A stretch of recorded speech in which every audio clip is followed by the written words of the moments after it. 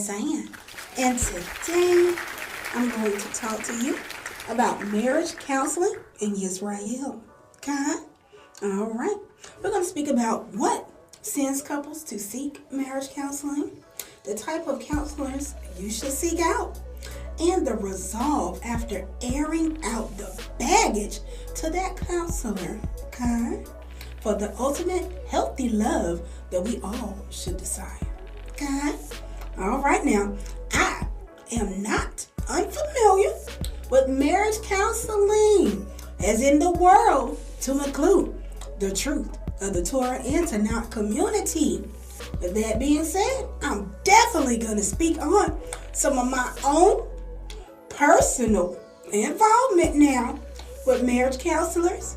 And we're going to touch some of our precepts to tie it all in to today's lesson or teaching of marriage counselors in Yisrael. Y14, count me in.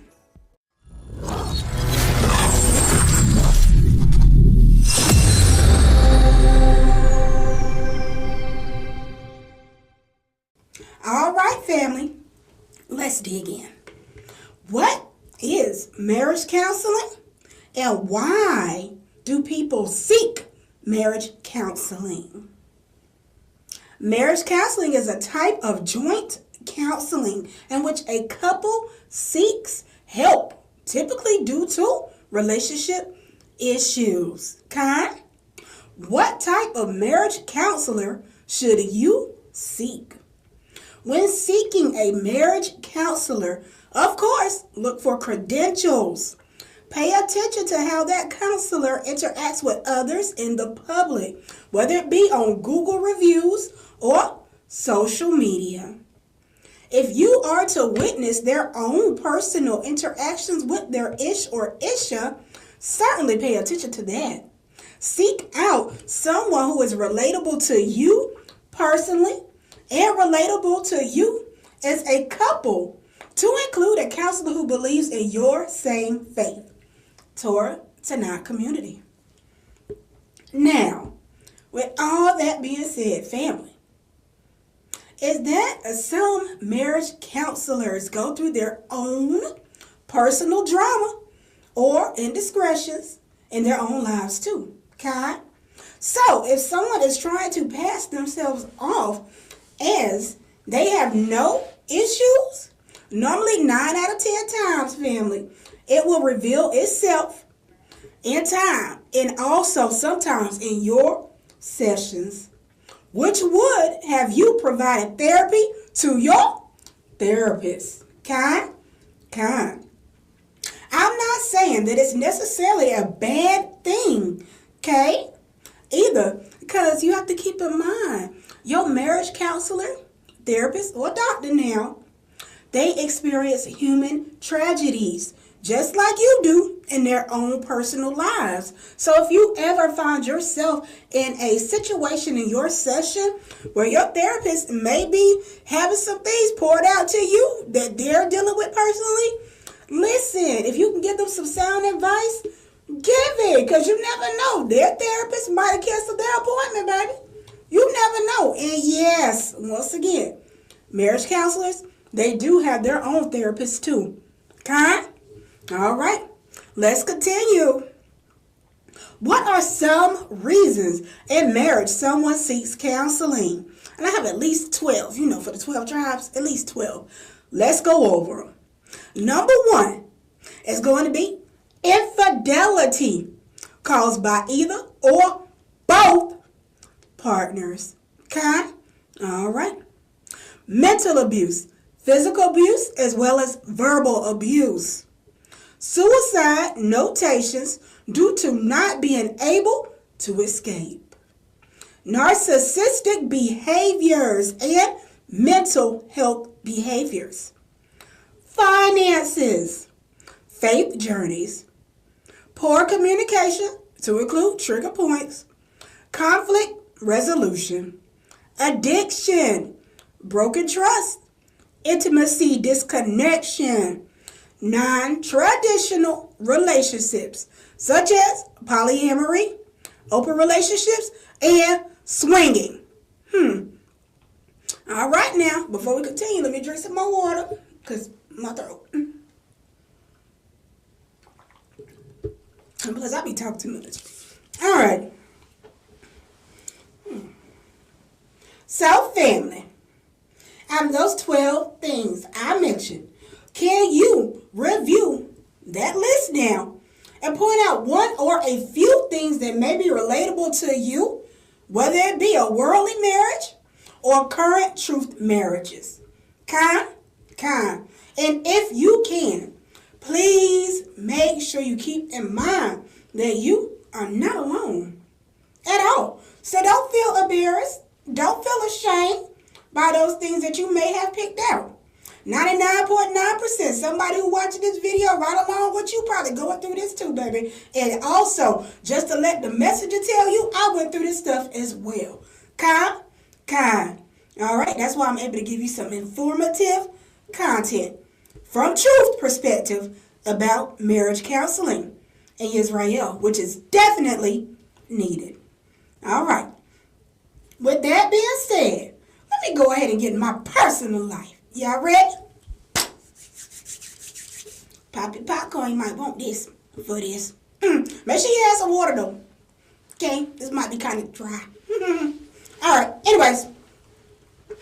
I, at the age of 30 years old, which I'm currently 38 right now, told on y'all for allowing me to see 38 years, was married to a narcissist. That's right, you heard me right now. Baht of Zion, right, was married to a narcissist, a cheater, and in a domestic violence relationship where it was verbal, mental, and physical. All three were very much prevalent in that marriage. Kind. All right now, I was married for 4 years. I was divorced at the age of 34.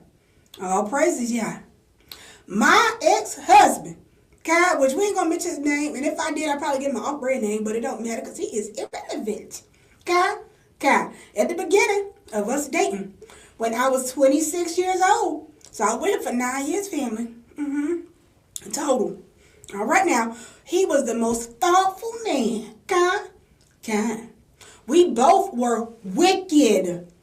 And in Babylon, as well being enticed by all the Babylon trinkets that it had to offer, such as the clubs out there shaking and stuff and gyrating, house parties out there going out and hanging out with the friends and stuff like that, being drunk. Yep, I was falling everywhere, and so was he.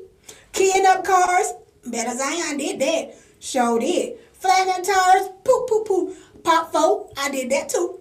Infidelity, producing a baby now. We'll get to that. Mental games, constantly being... Now, that's another thing. But these mental games, well, I want to say real quick. He had the audacity now to tell me, Baht of Zion, that he loved me, he don't want to leave me and all that, and things at the third, right? But when the issue happened, you couldn't tell whether he loved me or not. You know what I'm saying? But then when I confront him about that issue, oh, I love you, I love you, I love you. No, that's the mental games they be playing. And etc. All of those things at the time, which I knew were wrong, but I still was doing it because I was wrongly blindsided on what love is supposed to be and look like. Because I did not have a righteous example growing up while living with my single mother. Even though my parents were active Christians. So, family, my parents divorced. Well, about like, I want to say about 6 or 7 years old. My dad divorced my Ima. All right. My Ima did not remarry at all. But my aunt remarried 3 times. And neither one of his marriages worked. So, once again, I didn't have a great example at all. Let's continue. In 2020, the Most High, began to wake me and call me out of that marriage bed, as in me getting closer to him. My ex-husband had the audacity, baby, to say to me, I feel like I lost my wife. And who asked you, or whose permission did you ask for to go seek a higher power? Who I gotta consult with to go seek Yahweh, my spiritual Abba, especially my creator? I ain't gotta go through no man, let alone the one I'm married to. And you know how that went, family. As soon as he said that mess, that's when all the infidelity started. All right now, so we began going to marriage counseling. And once again, this was a worldly marriage. Kind. He clearly didn't want no help, though. Even though he said he'd go. He clearly didn't want no help. He kept stating how he loves me, but he in too deep. But he would never tell me or the marriage counselor what the hell he in deep in. So we didn't know what was going on. One session he want to work on the marriage. Another session he do not want to work on the marriage. So I'm like, my marriage counselor, because I had a guy marriage counselor now. Now, ladies, I will recommend this. Well, this is the reason I did it. I know men are more logical thinkers, and they're more brute force when it comes to giving you information and stuff like that. And sometimes when it comes to the women, sorry women, but sometimes when it comes to women, we act too emotionally. So it causes us to give emotional response to someone, especially if that thing that they're explaining to us about their personal life is something that we may have went through as well. So I didn't want no tainted mess in my mind. I really didn't. So I chose a male therapist. That's what I chose. I chose a male therapist who could be able there, who can be there who can be there and is able to pinpoint on the actions that he's displaying while in the counseling sessions, who is able to break down and decipher in between the words of what he's really saying to me, and then thirdly to call the BS for what it is. So that's why I needed a male counselor. That's why I sought after a male counselor. For me, because I don't want nobody running the game on me. Not no more. Not on more. All right, but not saying that a female counselor can't give you the same advice or things like that. That's definitely not what I'm saying. What I'm saying is for my purposes, my personal experience. A male counselor works best for me. Because sometimes I need that truth. And that is what it is. All right. So, with that being said, family, my ex-husband served me with divorce papers. And yes, I was hurt in the beginning now, but I kept hearing Yahweh in my voice telling me, it's okay. This is for your own good. Trust him. Even though I was just starting my relationship with the Most High, the Abba, right? He told me to trust him. It may hurt right now, right? But that don't matter. It does not matter. Because he's saving me from something. You know what I'm saying? All right now, family. Let's continue. So after months have passed, ex-husband gone and stuff like that, right? He decided to come by, family. Right, to tell me, that is I am, how he got a girl pregnant. And the baby was due in 2 months. Which means, I'm doing my calculation, right? Remember I stated some people, they do the marriage counseling stuff and all that stuff because of infidelity and things of that nature. Yeah, and then a baby is produced. Oh, okay. So while we were still married legally, he slept around and apparently made a baby. So what I'm thinking is this, family, is that he had to figure out a way to either expose his hand to me and what he did as far as get somebody pregnant. Or it's probably one of those things where the girl probably stated, if you don't leave your wife or tell your wife or whatever, I'm going to tell her. You know, that type of stuff, right? And at that time, I was a wicked woman. So I wasn't dealing with nobody BS. Really won't. We could all go down, you know what I'm saying? But yeah. So I think that's one of those things. So he probably felt like his back was against the wall and he had to do what he had to do. But let's continue. He messed up.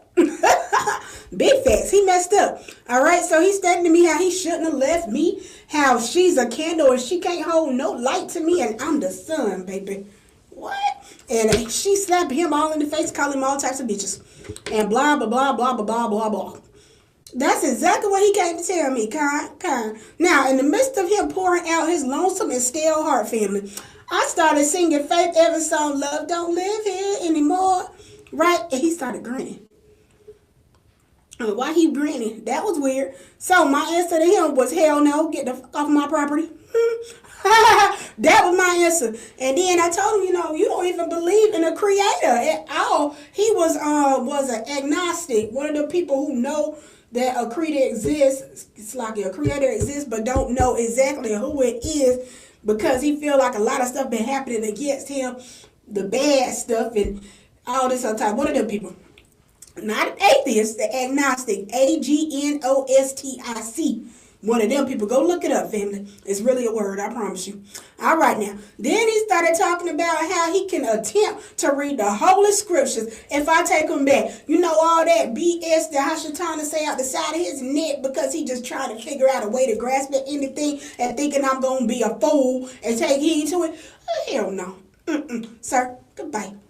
Thank you for my divorce, though. Told I. Long story short, I'm blessed. Period. I'm blessed that Yahweh saw me fit enough to, first of all, be a daughter of his chosen nation, and to allow me to go through the curses that I experienced while in a worldly marriage, to learn from it, because it ultimately built me up mentally and spiritually, during the whole process. Yahweh had to break me down to rebuild me up for his glory, and he needed me to be able to relate as well as conform to my truth partner, Adonai 720, before I ever met him. So it's a funny thing, family, how Yahweh will allow you to go through your curses in these marriages and things like that, right? Very well, from the decisions that you made. Always remember that, He'll allow you to go through them, right? And he'll constantly send you text for you to pick up on it, change your ways, and be able to separate yourself from a wicked person that you very well see as wicked, when he's trying to pull you out of that and pull you into the light. He's trying to pull you from the darkness to the light. Hebrew. He who crosses over from the darkness into the light. He's trying to do that. But I can honestly say, family, some of y'all be blocking your own self, like I did as well. Blocking your own self. And it's like you block yourself, especially you Israelites that are known Israelites, and you're an Israelite, and you continue to stay in a marriage where this person is cheating, infidelity, cheating on you, and things of that nature. You want to stay there because the limelight, or you want to stay there because of the finances, because you may not be working and things like that nature. But don't let that be the reason why you stay. That's not a good reason to stay. If you ain't got no job, well, go find a job so you can get out of that marriage. Yah is allowing certain things to happen, and probably the things that are happening to you is probably not happening one time. It's probably happening multiple times, weeks, days, months. Every year that you turn around, it's a new woman in and out your bed. It's a new woman on the phone, in and out the daggone streets. It's repetitive. Verbal assault, mental abuse, physical assault, things of that nature, all that stuff that's meant to destroy you. Yahweh is allowing the stuff to destroy you because he's giving you options to get yourself out of it. He really is. He's giving you options to get yourself out of it. And then when you get yourself out of it, he'll introduce you to the person that he has for you. He really will. But that's just my little tangent. Anyways, let's continue. Let's get to these precepts, family. Because I could talk. Let me get some drink, though.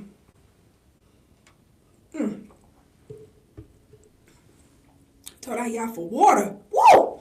So good. First precept is going to come from Torah. Okay? And I've been having a cough drop, family, so that clinkety-clanky noise, that was definitely a cough drop. My throat hurt. I can't even do my high-pitched stuff when I say Torah now. Not right now, but it'll come back.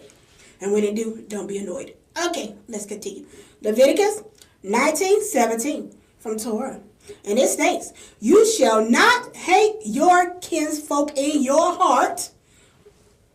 Reprove your kinsman, but incur no guilt because of him. As in, people should address conflicts openly and honestly rather than harboring hatred or resentment. This is best done, family, during a counseling session. I promise you, it is.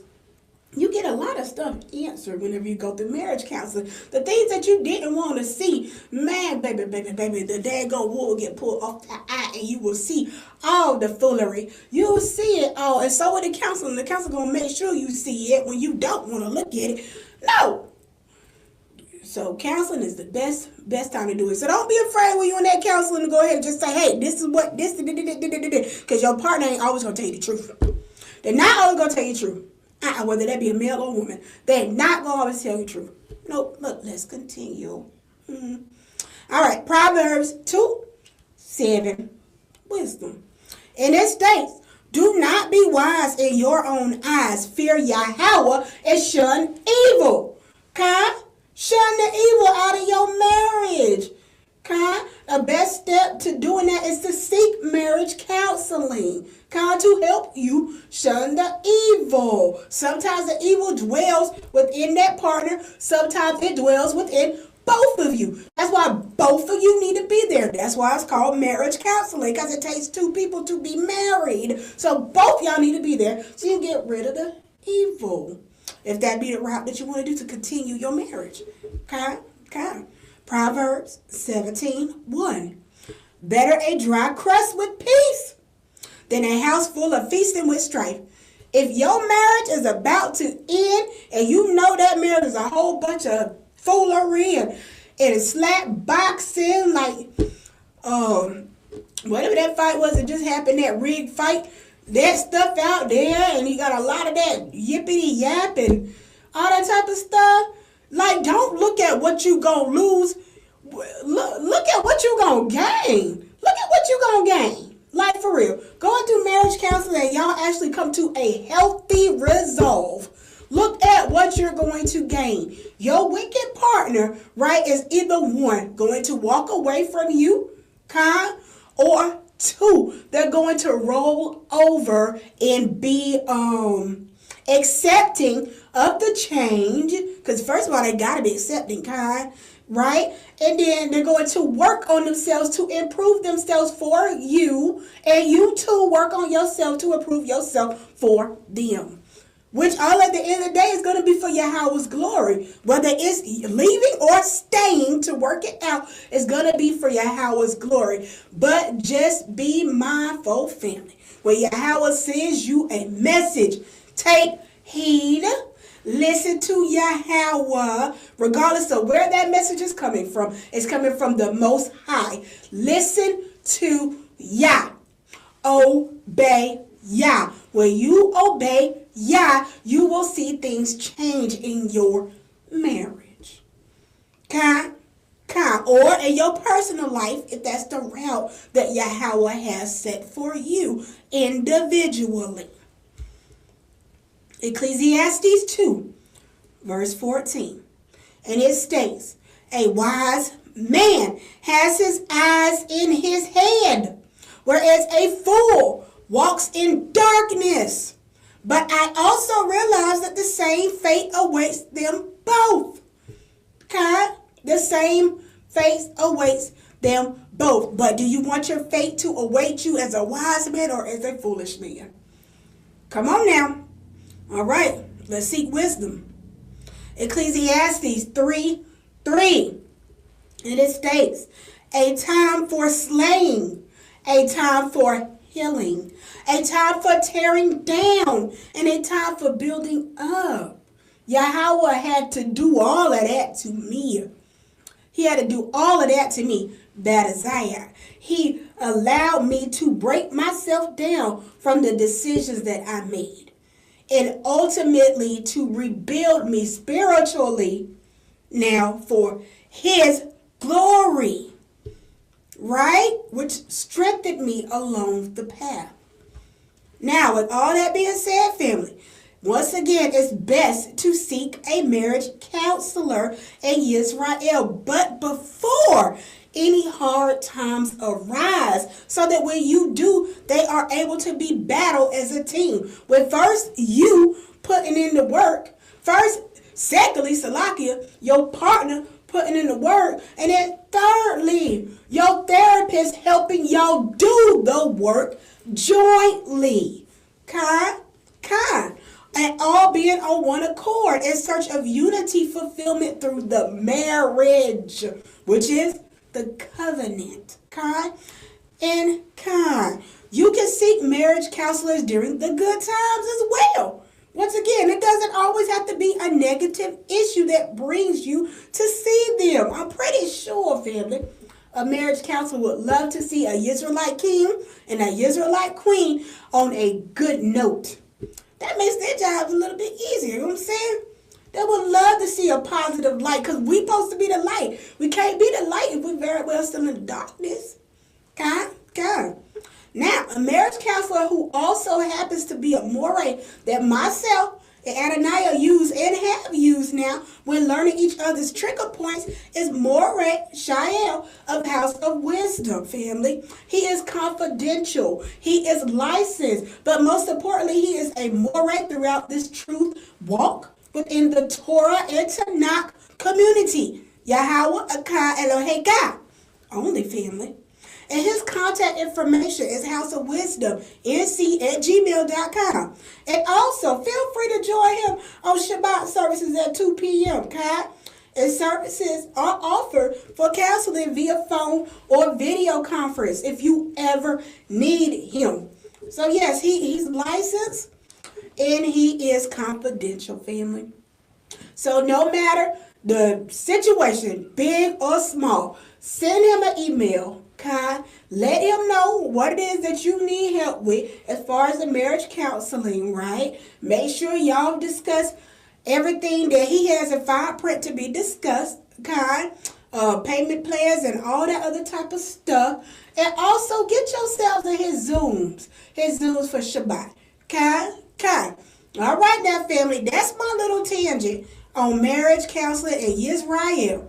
All right, so I'm going to go through this list one more time. These 12, because I got 12 tribes, right? 12 things which send people to seek out marriage counselors, which are, from the top, infidelity caused by either or both partners. So nobody is excluded from that. It's either one of y'all or both of y'all doing it. Mental abuse, physical abuse, verbal abuse, suicide notations due to not being able to escape, which means somebody is trying to hold you into that marriage and they're torturing you either verbally or physically or mentally, all three, remember? And you feel like there's no way out but you to cut your wrist or slit your neck or shoot your behind in the head. Anything. That is called suicide notations. Narcissistic behaviors, as well as mental health behaviors, such as those people who suffer from the bipolar disorders, or those who have the schizophrenia, stuff like that, and they just flip at a toss of a coin. They flip. Those people. Finances. If you broke it, you can't leave. Well, you need to go find a job. You need to start saving. Make everything look good while you're around that partner forever long as you got to be around them. But don't get sucked into one day they want to be good, so you think everything going to be good and we going to ride this thing out. Bang, bang, shotguns. And then you lose sight of that financial goal that you got set in your bank account. No. Don't let nobody play with you like that, sis. Don't let nobody play with you like that, bruh. No, no, no, no, no. Keep on building your coins so you can get to whichever monetary value that you need to secure yourself and your y'all men or yourself women and go. And go. And the reason I said yo y'all men and children, things like that. The reason I say that is because we all know that the children belong to the men. We know that. But sometimes women, it'd be hard to let go. And I understand it. I understand that. But that is a discussion between yourself and your ish. Point blank. All right. Number 6, faith journey. Okay? 7, poor communication. Conflict resolution. Addiction. Broken trust. Intimacy disconnection. Non-traditional relationships such as polyamory. Open relationships and swinging. I don't know why y'all like that swapping wives anyway. Y'all shouldn't be doing that. That's weird. Okay. All right now, family. So those are the top 12 that actually lead people of this beautiful nation, Israel, into marriage counseling. And some of them don't even make it to marriage counseling. Okay? But yes, I absolutely promote going to marriage counseling, as well as I promote common sense. Okay, if it ain't working, it ain't working. You being beat on. I promote you leaving. Okay, because can't no teacher, whether it be a moray, baby, can't no marriage counselor tell you, yeah, even though you walking around with a black eye, sis, and you walking around with the choking neck marks and stuff on you, and you got bruises, purple and blue bruises all on your face and on your legs and on your thighs and on your ankles and stuff like that, and he push you out of cars and ramming your head into windshields, that you should stay because you're in a truth marriage. No. No. You pack your stuff and you leave. And that same inflicted wounds for a man is the same exact thing. You pack your stuff and you leave. That's what you do. But definitely, if it's worth saving, seek marriage counseling. It's needed in Israel. Shalom Berakah.